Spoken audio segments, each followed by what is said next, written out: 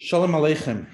One of the big gems on Project Look at the Sichos, which might be known, but I definitely think deserves an incredible mention, is the Pinuach Ha'aris U'Madim U'Kemes. Rabbi Brown on many Sichos unpacks and pretty much goes into all the Ha'aris on the Sicha, and every time there's a source, he brings the quote of the source. And literally, you go into this ha'aris, and it enriches the sicha immeasurably, like literally, incredibly. There's nothing like it, and yeah, that's why I think it's so important that we actually delve sometimes into some of the sources that are there. So, for example, in this week's sicha, and it's Tisa Gimel, we're learning about Lama Hashem Yechda Ba'amecha, Klum Miskane Al Chacham B'Chacham Giber B'Giber, as we learned to Sicha. Now, if you go into this notes, it's 9 pages of notes, and it is incredible. It's incredible sources. It's literally a different Sicha when you see the sources that the Rebbe is building the Sicha on. For example, the Rabbi brings an unusual mefarish in Ara 3, Rabbi Drushes, Rabbi the Re-Even Shuib, which I think is originally in Arabic, and then translated. Then the Rabbi brings lots of midrashim about different conversations. For example, we spoke about the Agrifas, and the sources we learned that there was a king named Agrifas and there was a general named Agrifas. Agrifas, the king, might have been Jewish, but Agrifas, the Sar Tzava, the general, he is the one that's asking the question. So,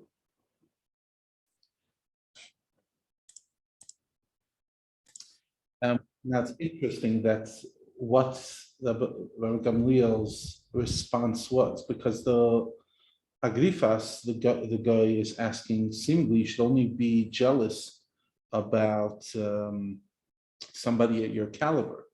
So why is Hashem getting angry? And what does he answer? He says, if he gives an example of a woman who was married to somebody and the man marries somebody more quality. It hurts, but it doesn't hurt as much as if the man goes now and marries somebody lower, and you're like, really? That's it? I wasn't good enough for you? You have to actually go get a low life instead of me? Or the other mashal that's given, that the other response that's given is the philosopher asked the question to Gamliel, Ki Hashem Elokecha Eish Eichlu Kel Kana. Hashem is an jealous God. Why is he jealous?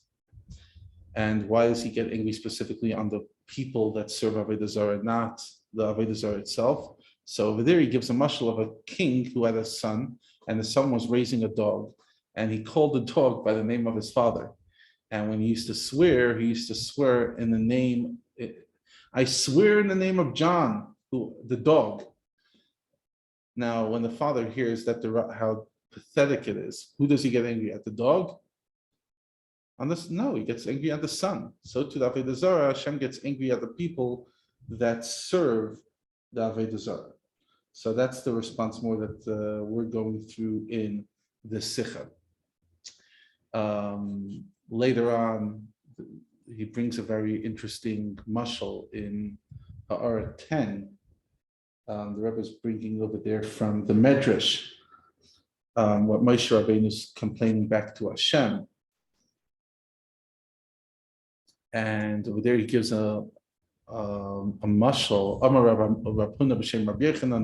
There was a chacham who opened for his son a store of spices in a marketplace of problematic women, and between the occupation and the surrounding, the boy was seduced and he sinned. So the father starts screaming and said, "I'll kill you." So a friend of the father says, "Ata ibadat hasanar, you destroyed this child, and you're screaming at him." From all the jobs, all you taught him was buy some spices. And from all the places that you found to open a store, you could only find a store in a marketplace of illegitimate women. So to Moshe Rabbeinu says to Hashem, Liboin ha'olam, hinachta kol ha'olam. Hashem, you left the whole world, and where did you serve the Yidden? Where did you make the Yidden serve as slaves? In Mitzrayim. What were they serving over there? Sheep. So the children learned from the Egyptians. They learned from the Egel Azov. What's an Egel? A calf. They learned from serving the sheep that it's a god. So you put them in that situation. And therefore he says, Asher Hitzeisa Me'eretz Mitzrayim. Asher Hitzeisa Me'eretz Mitzrayim, says the Medrash, Hashem, remember where you took them out of. Remember where you took them out of, which I found, I didn't know that Medrash till learning the Sikha. An absolutely incredible, point that the Moshe Rabbeinu is telling to Hashem. You put them in that situation in Mitzrayim, and therefore they struggled. And there's many, many others. I just want to go to the end of the Farbrengen, the end of the Sikha, like this. So we're talking about an Eid on the Ever Avera, Elim Ke Nichnas Beiduach Shtus, that nobody would sin unless their Ava Mesuteres is being covered over at that time, because everyone that has Ava Mesuteres would be willing to even give their life up to Hashem, and they wouldn't be willing to do anything. And then in the second to the last ha'ara, I think there's this point that kind of slips by, but it's very powerful. The last paragraph of the Sikha, it says, "Das is the time for Moshe. This is the complaint of Moshe. Hashem, why are you angry with your nation? Be'amecha, oich mitzad amecha." Even from the fact that they're your nation, there's no reason to be jealous, because they never negated you. They always knew the truth. So when on the words oich mitzad amecha, also on behalf of the nation, the Rebbe over here says, Gam eilashem k'megacholim oimamis, even those people who are like coals that are flickering, that are literally going out. Amecha miloshem oimamis. And over there he references Shar Yichud V'Amunah, that says that the reason that there's a whole tzimtzum in this world, that Hashem hid the chayas of his energy of this world, is that the world should look separate so that we can all have free choice, etc. And because Bishvil Malchusi is Baruch, because Hashem wants to reveal himself and be a king over separate entities. Ein melech b'lo am, am miloshen oimamus. Am from the word oimamus, which means separate. Flickering, it's separate, it's no longer in the coal. And because a king can never be a king over his own sons, he could only be a king on a separate nation of people that are independent of him.